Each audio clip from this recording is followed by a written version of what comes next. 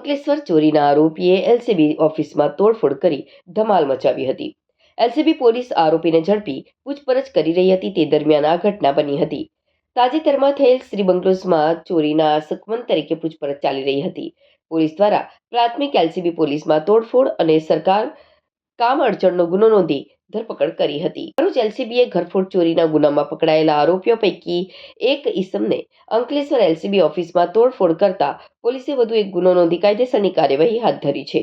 Ankleshwar JDC police મથકના શ્રી બંગલોઝના બંધ મકાનમાંથી ₹90,000ના ઘરેણાંની થયેલ ચોરીના મામલામાં બળકોદરા ગામની અયોધ્યાપુરમ સોસાયટીમાં રહેતો જસ્મીન્દરસિંહ સોનુસિંહ અને જસપાલસિંહ સંડોવાયેલ છે. તેમજ સીસીટીવી ફૂટેજમાં જોવા મળતા ઈસમો પણ તેમની જોડે મળતાવડા હોવાથી બાતમીના આધારે ભરૂચ એલસીબીએ બંને ઈસમોને પ્રાથમિક અટક કરી હતી અને અંકલેશ્વરની એલસીબી ઓફિસ ખાતે લઈ આવી હતી, જ્યાં પૂછપરછ કરતા જસપાલસિંહ અચાનક ઉશ્કેરાઈ જઈ તેના ભાઈને ગુનો કબૂલ કરવાની ના પાડી ઓફિસમાં લગાવેલા કાચના મુક્કા મારી પોતાના ઈજાઓ પહોંચાડી હતી અને પોલીસ કર્મચારીને ધક્કો મારી કામગીરીમાં અડચણ ઊભી કરતા તેના વિરુદ્ધ અંકલેશ્વર બી ડિવિઝન પોલીસ મથકે ફરિયાદ નોંધાઈ છે.